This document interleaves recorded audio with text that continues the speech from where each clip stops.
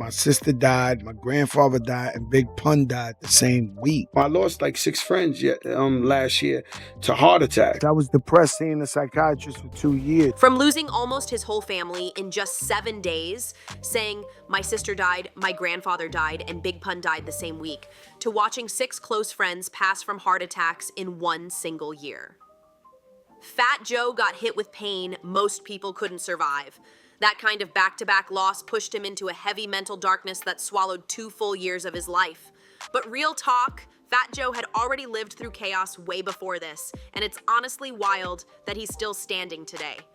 Let me break it down because this story is deeper than people think. Born Joseph Antonio Cartagena on August 19, 1970 in the South Bronx, Joe grew up in the Forest Houses projects during a time when the Bronx looked like the world was ending. There were drugs everywhere, danger on the block nonstop, and the whole neighborhood felt like it was falling apart. His childhood wasn't just rough, it was straight survival mode every day. He was raised by Puerto Rican and Cuban parents in a hood where crack was destroying homes and gunshots were the daily soundtrack. Joe learned fast that life in the trenches was fragile and tomorrow wasn't promised to anybody.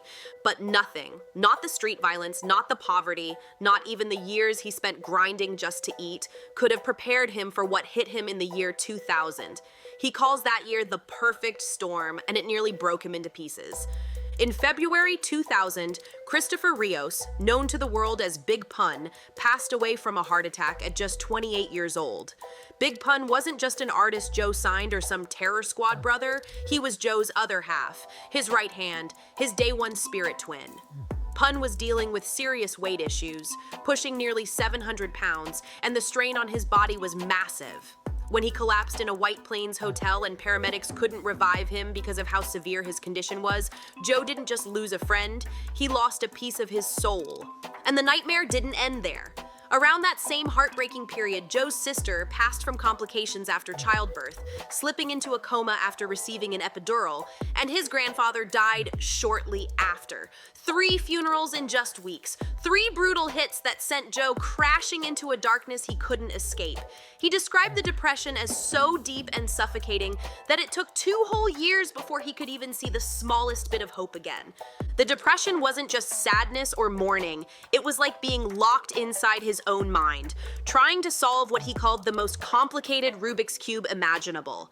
Every day was a mental fight, and even tiny moments of possible joy got crushed by thoughts telling him, "We're not supposed to be happy." It was like his own brain was working against him. What made everything even harder was how he couldn't avoid the reminders. Everywhere he went, people would come up offering condolences for Pun, repeating the same words over and over. Every interview turned into a trigger. Every fan interaction reopened the wound. As Joe put it, "Everybody in the world keeps coming up to me, sorry for your loss," not realizing they were reopening the hurt every single time. The physical toll hit hard, and Joe's body paid the price fast. His weight, already heavy his whole life, shot up to a dangerous level as he turned to stress eating and drinking just to numb the pain. At his peak, Fat Joe was around 470 pounds, putting himself at serious risk of the same heart problems that took his best friend. His diabetes, which he'd been diagnosed with when he was around 11 or 12, spun completely out of control, and he was sliding toward the same fate as Big Pun. But the grief wasn't the only thing crushing him. It was the guilt.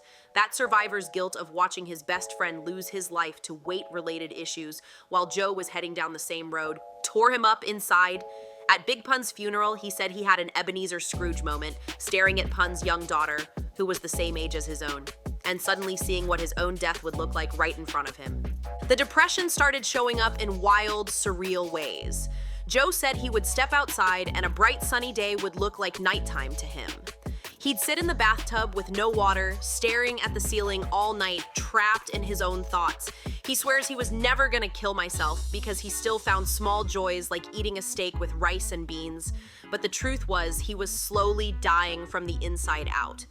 What helped save him was therapy, and a major turning point that shook him awake. He went to a shrink for 2 straight years, learning how to manage the grief and understand his own mind. Therapy taught him how to spot his triggers and how to chase joy instead of sinking into sadness. he started finding happiness in simple things, pulling up to his old childhood spot, watching movies like John Wick 4 or Air, even catching CNN brought him a little peace. Then came the moment that flipped a switch in him. One day, walking past the Big Pun mural in the Bronx, Joe overheard two random dudes saying, "Damn, it's been 2 years since he died." That phrase, 2 years, hit him like a siren. 2 years of drowning in grief, 2 years of losing himself. He realized it was time to stop sinking and start living again. When passed away, I went through depression. Him, but I'm not just saying depression lightly, real depression. It was him, my sister, and my grandfather at the same time. So I was going through so much and everybody doubted me. Everybody, my closest friends. That made me get depressed. I was depressed seeing a psychiatrist for 2 years. I gained a lot of weight, started drinking. I just went through a lot because it was hard for me. Not by following Pun to an early death, but by honoring him through life. The grief didn't just disappear, it evolved. For Fat Joe, the pain shifted from emotional to physical, turning into years of self-destruction, showing up in his weight, his health, and his mental state. If the year 2000 was his drop into darkness, the years after were his long fight back toward the light.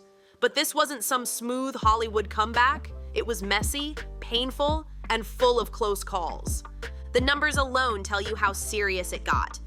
At his heaviest, Joe was somewhere between 470 and 480 pounds, with some people saying he might have even touched 500. Put that into perspective, Big Pun was 698 pounds when he passed at 28.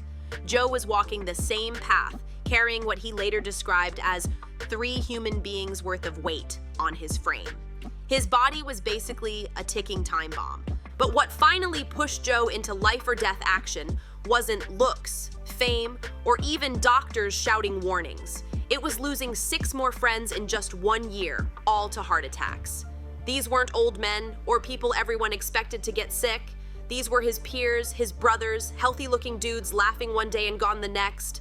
That shook him deeply. One funeral in particular broke something open inside him. Watching his friend's daughter, the same age as his own, walk up to her father's casket put Joe into what he called a Twilight Zone moment.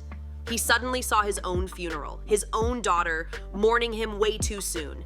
That image stuck with him and hit harder than any doctor's warning. The wake-up calls kept stacking.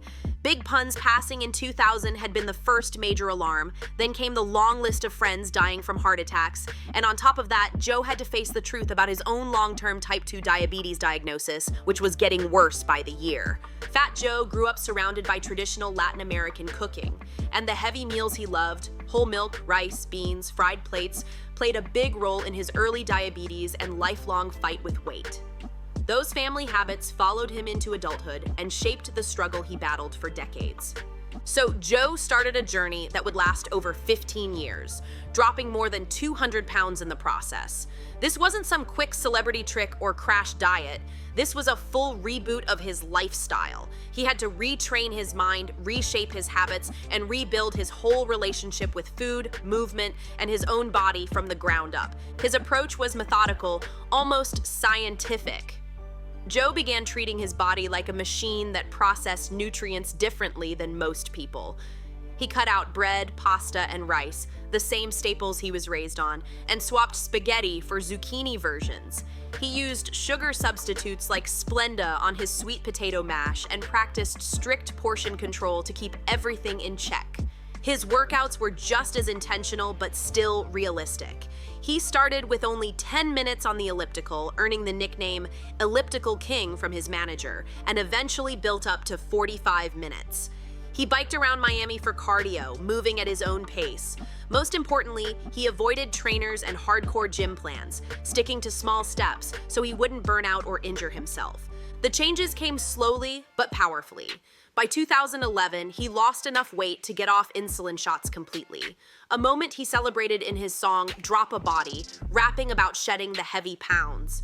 By the early 2020s, Joe had dropped over 200 pounds, going from around 470 pounds down to the mid-250s. What was going on with you? Oh man, that was when, I've told this story before, is when my sister died, my grandfather died, and Big Pun died the same week. Wow. So it was like 3 and the biggest mistake they do to you if you go to work out is if your man work out, says, yo, Kyle, you big. And they throw the biggest weights on you. You never going back. Don't need that. You don't need that cardio walking. Then the elliptical's good on your knees. Before you know it, all you need. He even started using Ozempic, a GLP-1 medication for type 2 diabetes, calling it the greatest invention ever for controlling appetite and maintaining his progress. But the weight loss wasn't just about looking different. It was tied tightly to his mental healing. The depression he fell into after the tragedies of 2000 fed into emotional eating, which fed into weight gain, which kept feeding the sadness. As the weight came off, his clarity came back and his emotional balance started returning.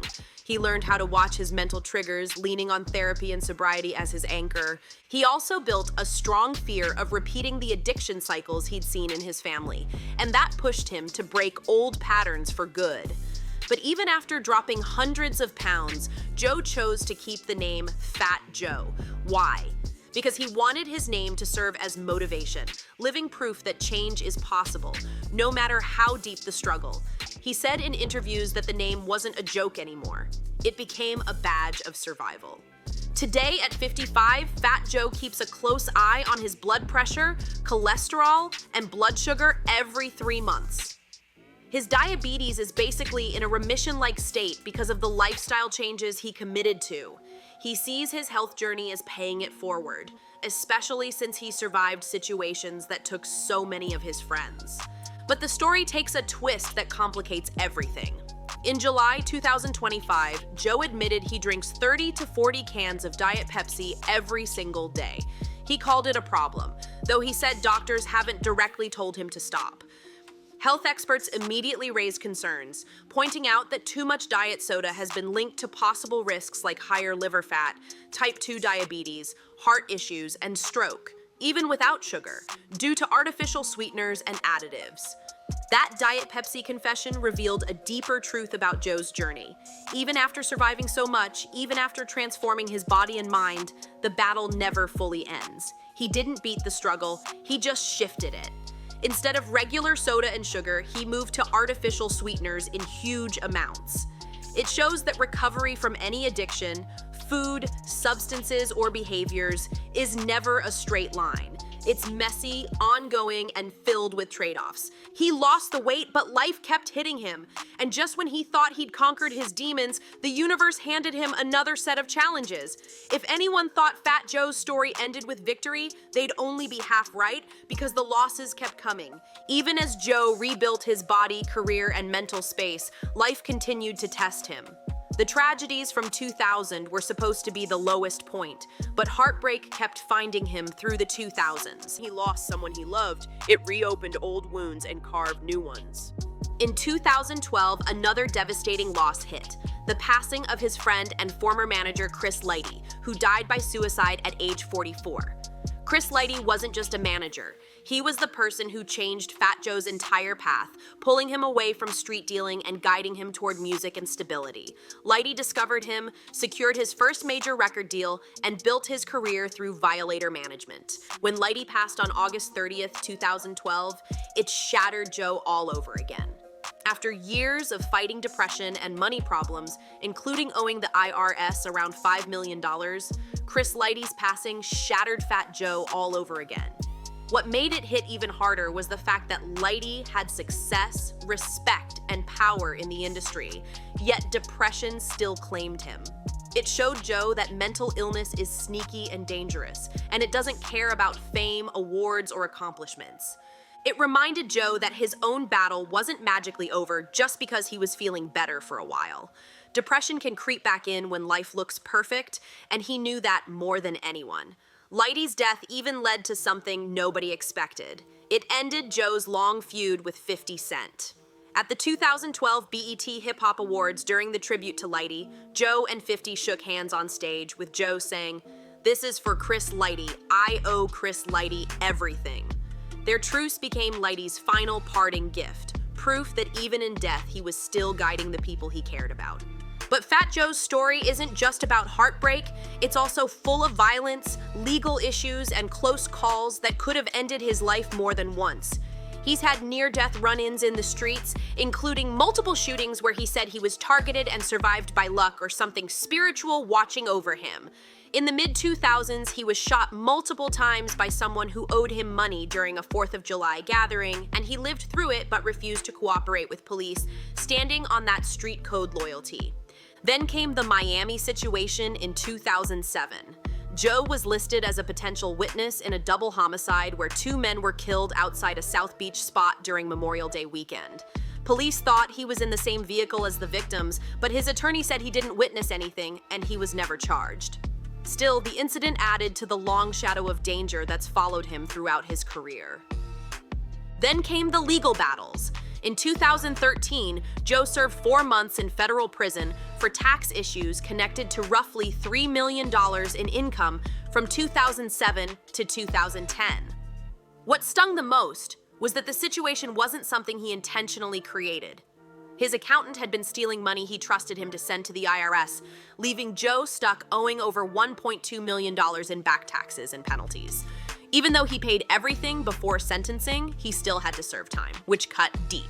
And the accountant betrayal hit even harder because it came at a time when Joe was already dealing with a tense royalty situation with Big Pun's widow, Liza Rios, who sued him in 2014 claiming he owed the estate millions in royalties. The case settled in 2016 for a large undisclosed amount, but it seriously damaged Joe's relationship with the family and added a heavy cloud to his legacy as Pun's mentor.